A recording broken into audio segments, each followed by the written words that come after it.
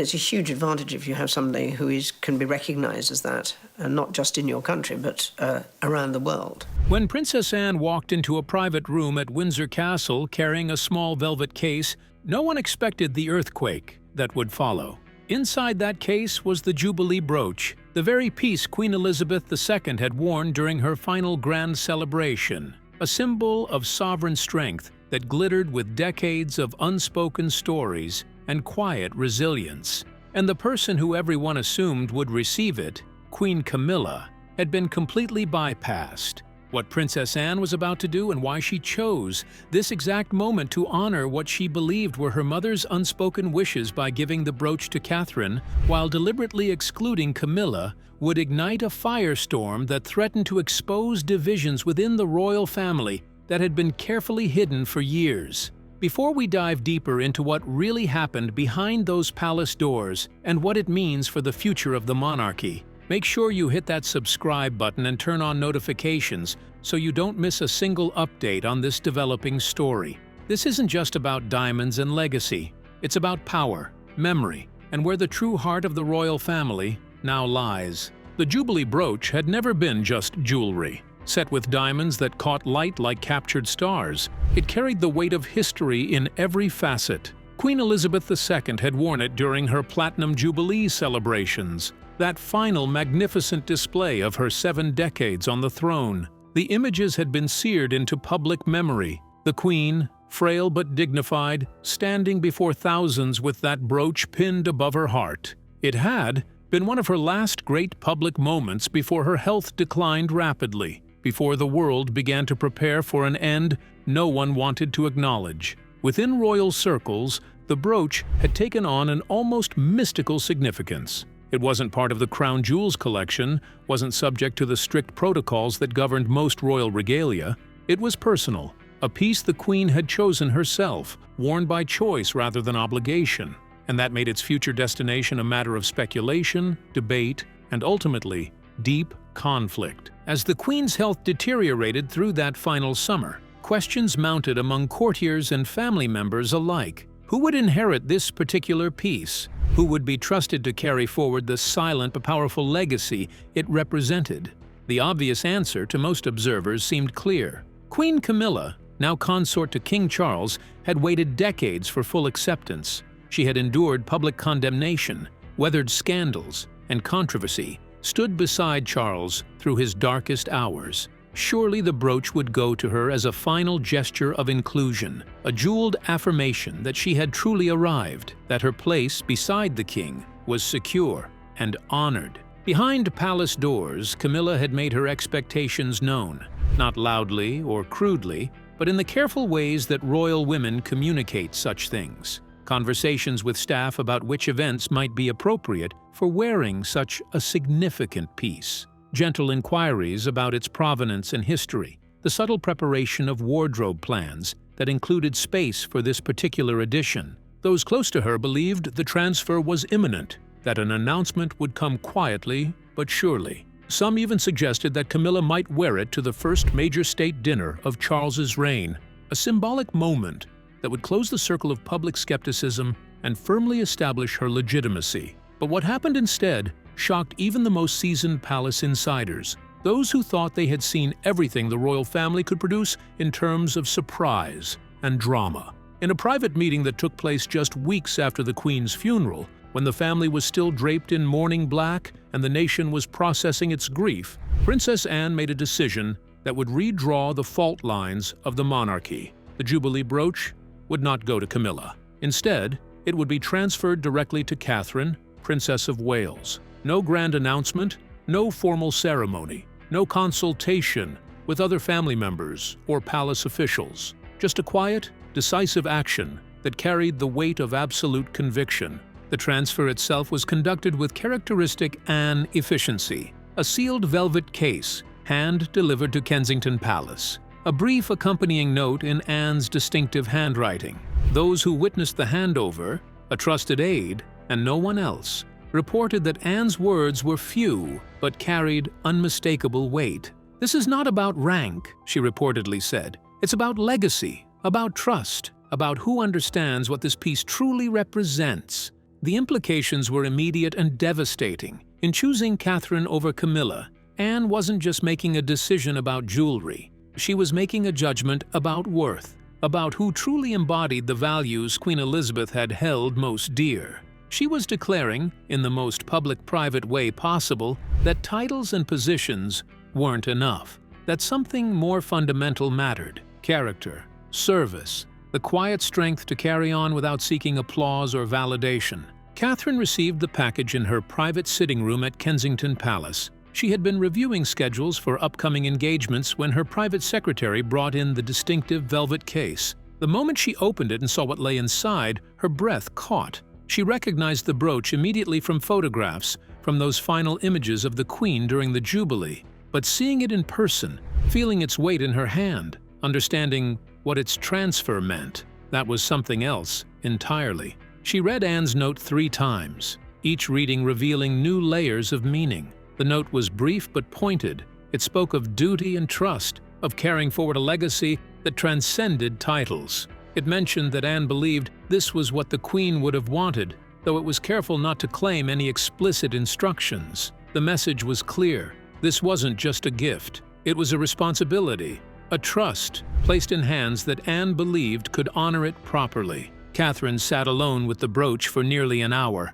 turning it over in her fingers, watching how the light caught the diamonds, trying to process what this meant, not just for her, but for the family, for Camilla, for the institution. She understood immediately that this would cause problems, would create tensions that might never fully heal. But she also understood that refusing the gift would be its own kind of statement, would insult Anne, and reject what she clearly believed were important principles. When William came home that evening, Catherine showed him the brooch and Anne's note. His reaction was complex, layered with emotions he didn't often show. Pride in his wife, certainly. Recognition that Anne's choice validated everything Catherine had worked so hard to achieve, but also concern. Deep concern about how his stepmother would react, about the family conflict this might trigger. Anne wouldn't have done this lightly, William said finally. She's thought it through.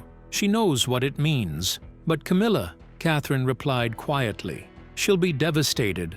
She'll see this as a rejection, as proof that she's still not fully accepted.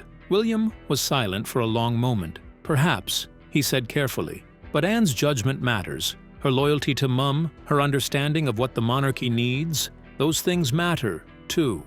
If she believes you should have this, then there's a reason. They talked late into the night about how to handle the situation. Should they inform Camilla directly before word inevitably leaked? Should they try to downplay the significance? Should Catherine simply never wear it publicly, keeping it as a private treasure that wouldn't draw attention? Every option had complications. Every choice created new problems. And as they talked, they both realized that the decision might be taken out of their hands entirely by forces they couldn't control. Those forces arrived with predictable speed. Within 72 hours of the brooch's arrival at Kensington Palace, whispers began circulating through the interconnected network of royal households. A staff member had noticed the distinctive velvet case. Another had overheard a conversation between Catherine and her private secretary. Someone else had seen Anne's handwriting on correspondence and put pieces together. The palace machine, for all its emphasis on discretion and loyalty, had always been permeable. Secrets didn't stay secret, especially secrets this significant. By the end of the first week, multiple people throughout the royal household knew that Catherine had received something important from Princess Anne. Speculation began about what exactly had been transferred. Some guessed correctly. Others were wildly off base, but the basic fact that something meaningful had passed from Anne to Catherine, bypassing normal channels and traditional hierarchies, that much was becoming known. The whispers eventually reached Clarence House, Camilla's official residence and the center of her court. She was hosting a small luncheon with longtime friends, women from aristocratic families who had known her for decades, when one of them mentioned hearing something interesting. Apparently, Princess Anne paid a visit to Kensington Palace last week, Lady Lansdowne said casually over dessert, carrying something rather substantial, from what I hear. Camilla's hand paused halfway to her teacup. Anne visits William and Catherine occasionally, she said carefully. They have a good relationship. Yes, but this seemed more formal, Lady Lansdowne continued. There's talk that items were transferred, personal items from the Queen's collection. The room temperature seemed to drop several degrees. Camilla set down her cup with deliberate care. "What sort of items?" she asked, her voice perfectly controlled but her eyes sharp. "No one's quite certain," another friend, Lady Vesti, added. "But given the timing and Anne's involvement, some are speculating it might have been jewelry. Significant pieces." Camilla excused herself shortly after, citing a headache. Once alone in her private sitting room, she made discreet inquiries through her personal secretary. The responses were vague but telling. Yes, Princess Anne had visited Kensington Palace. Yes, she had brought something with her. No, there was no official record of what had been transferred. And no, Catherine's office wasn't offering any details. Camilla felt something she hadn't experienced in years, not since the difficult early days of her marriage to Charles. A cold twist of uncertainty in her stomach, a sense that something important was happening just outside her view, just beyond her control. She had thought those days were behind her. She had believed that becoming Queen Consort would finally secure her position, would end the constant vigilance about who was included and who was excluded. But now, with these whispers and vague confirmations, the old anxieties came flooding back. She waited, hoping for an explanation that never came, hoping someone would have the courtesy to tell her directly what had happened. But the silence from both Kensington Palace and from Anne was absolute, and that silence, that deliberate absence of communication, told her everything she needed to know. Something significant had happened, something that involved her, or rather, something that had specifically excluded her, and no one thought she deserved an explanation. 2 weeks after the transfer, Camilla received confirmation in the most public and painful way possible. Catherine appeared at a children's hospice engagement in Windsor, a routine visit that should have generated minimal attention, but as photographs from the event began circulating online, eagle-eyed royal watchers noticed something extraordinary. Pinned to Catherine's navy blue coat, catching the gray morning light, was the Jubilee Brooch, the very same piece Queen Elizabeth had worn during her final great celebration, the same piece that Camilla had quietly believed would be hers. The reaction was instantaneous and explosive. Royal forums erupted with speculation and analysis. Journalists scrambled to verify details and understand implications. Social media platforms lit up with competing narratives about what this meant, who had been honored and who had been snubbed, all while Catherine moved through her engagement with characteristic grace, seemingly unaware of or untroubled by the firestorm her choice of jewelry had ignited. Every detail of her appearance was dissected with forensic intensity. The simplicity of her outfit, which drew the eye directly to the brooch. The timing of the engagement, so soon after the Queen's death when emotions were still raw. The location in Windsor, so close to the castle where the Queen had spent her final years. And most of all, Catherine's expression, serene, composed, showing no sign of the controversy she had just triggered. Some saw calculated strategy in every choice. Others saw simply a woman wearing a gift from a family member, unaware of the deeper currents she was navigating.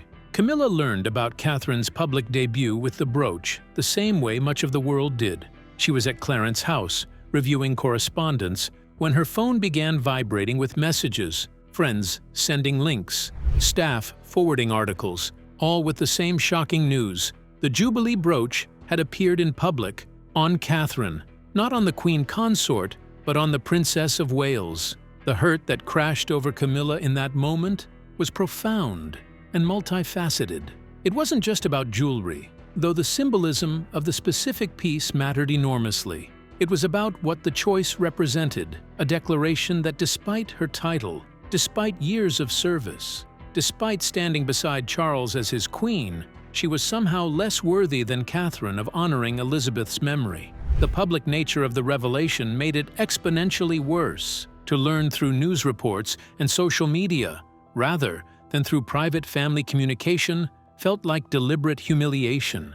She had been cut out of the decision entirely, not even granted the courtesy of advance notice that would have allowed her to prepare, to craft her response, to maintain some dignity in the face of what was clearly a slight. Her friends tried to be supportive when they gathered that afternoon, but their comments only deepened the wound. "It's clearly intentional," one said firmly. "Anne must have known how this would look, how it would hurt you. And Catherine accepting it, wearing it so publicly so quickly," another added. "It shows a lack of consideration, a lack of respect for your position."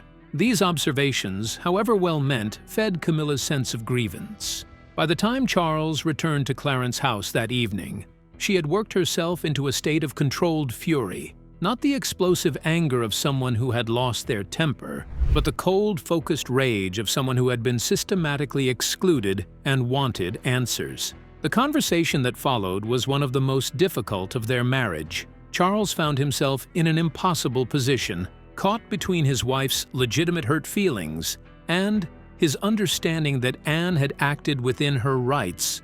These had been personal items, not crown property. Anne could give them to whomever she chose. Catherine had done nothing wrong by accepting a gift from a senior family member.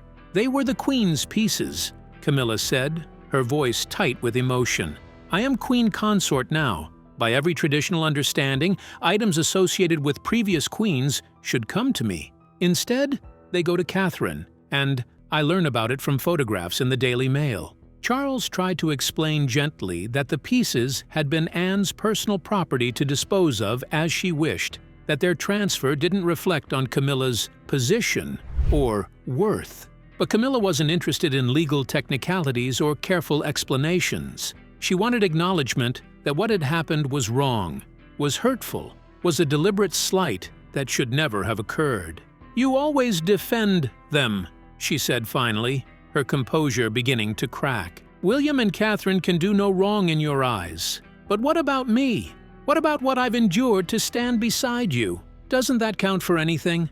The argument went in circles for over an hour, both of them entrenched in positions they couldn't abandon without feeling they had betrayed something fundamental. It ended with Camilla in tears, and Charles exhausted and frustrated, unable to bridge the gap between his wife's pain and his belief that no one had actually done anything wrong.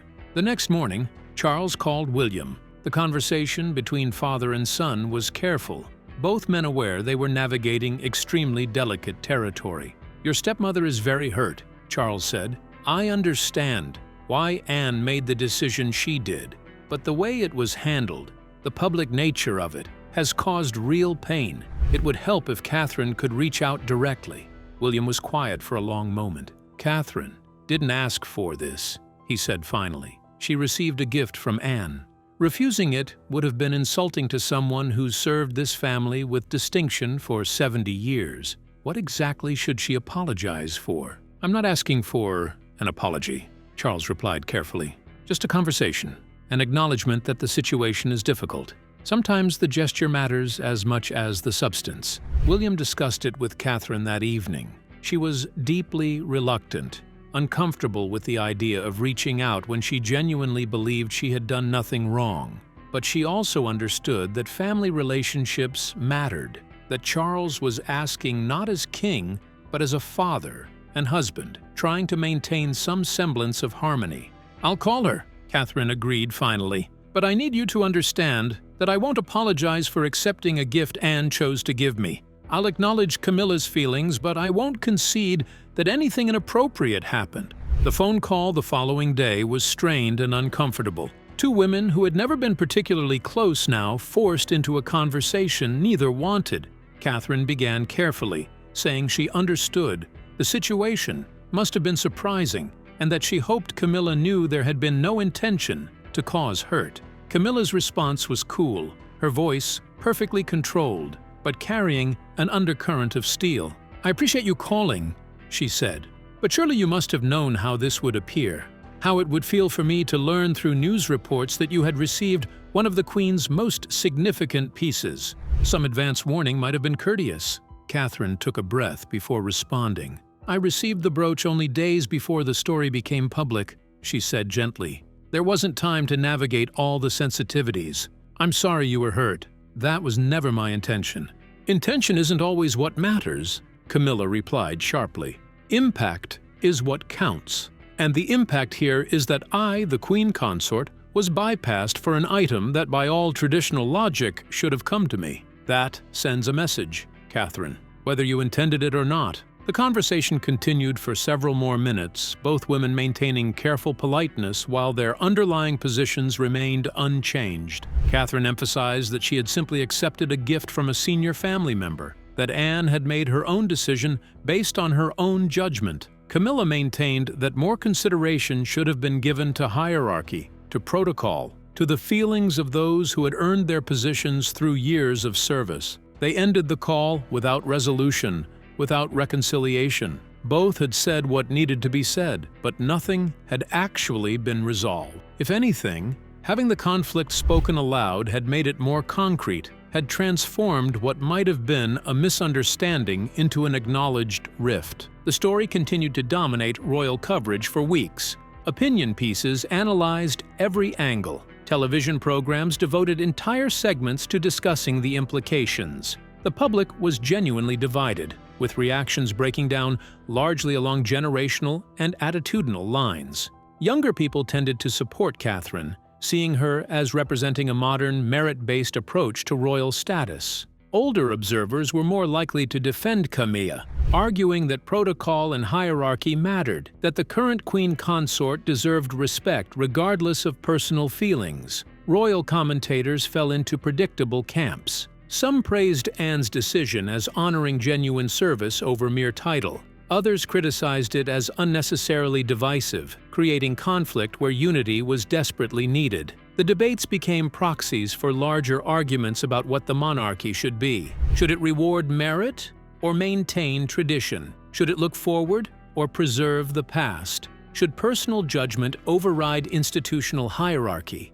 What surprised palace officials was the intensity and duration of public interest. They had expected some coverage, some speculation, but the story had legs far beyond what anyone anticipated. It touched something deeper than jewelry or family squabbles. It spoke to fundamental questions about worth and recognition, about insider and outsider status, about who truly belonged at the center of an institution that was simultaneously ancient and struggling to remain relevant. Behind palace walls, the situation had created clear divisions. Staff aligned themselves, sometimes consciously, but often unconsciously, with different camps. Team Camilla consisted of those loyal to hierarchy and traditional structures, people who believed the current queen consort had earned her position and deserved full support regardless of personal feelings about her journey. Team Catherine included those who valued merit and saw in her someone who had proven herself through years of steady,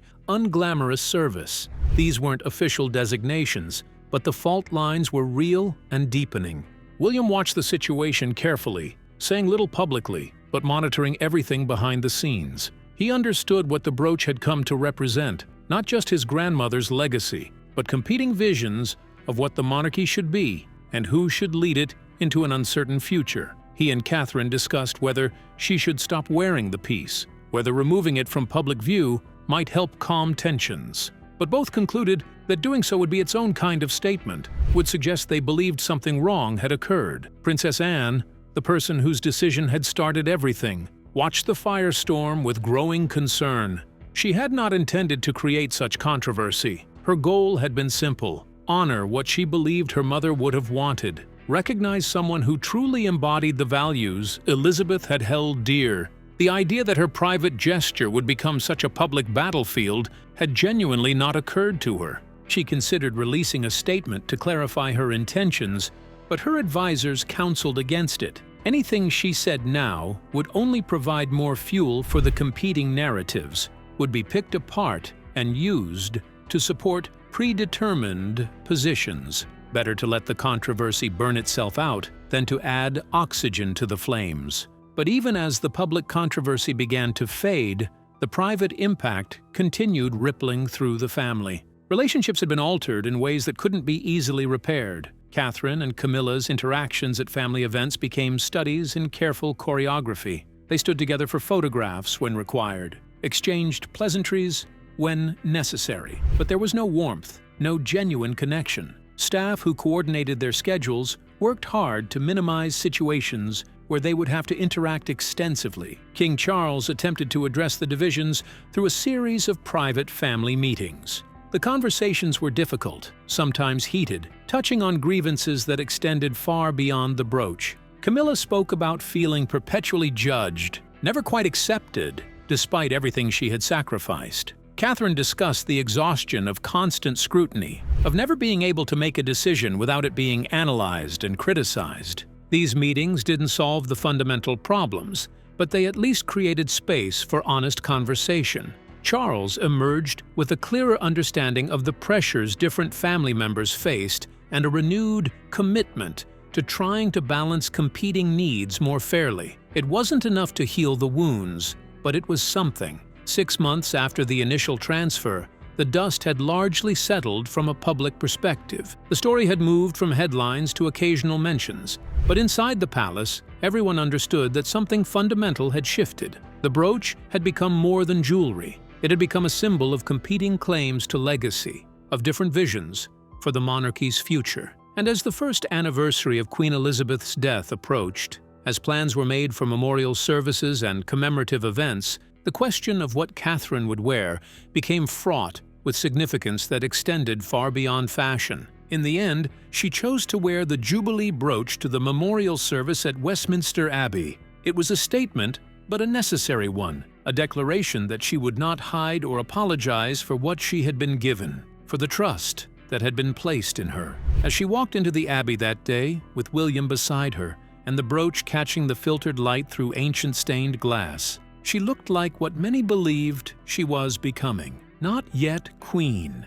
but already carrying the weight of that future role. The ceremony itself was solemn and moving, a nation pausing to remember a monarch who had served for 70 years. But for those watching closely, for those who understood the family dynamics at play, Catherine's choice of jewelry added another layer of meaning. This wasn't just about remembering Elizabeth. It was about declaring who would carry her legacy forward. Camilla attended the service with dignity and grace. She stood beside Charles, performed her role perfectly, showed no sign of the hurt that those close to her said still lingered. But when the cameras captured images of the royal family gathered together, when photographers documented this moment of collective memory, it was Catherine, wearing the Jubilee brooch, who drew the eye, who seemed to embody something the public desperately wanted to believe still existed: continuity, purpose, a connection between the monarchy's glorious past and its uncertain future. Princess Anne watched from her position in the Abbey, her expression unreadable but her posture suggesting quiet satisfaction.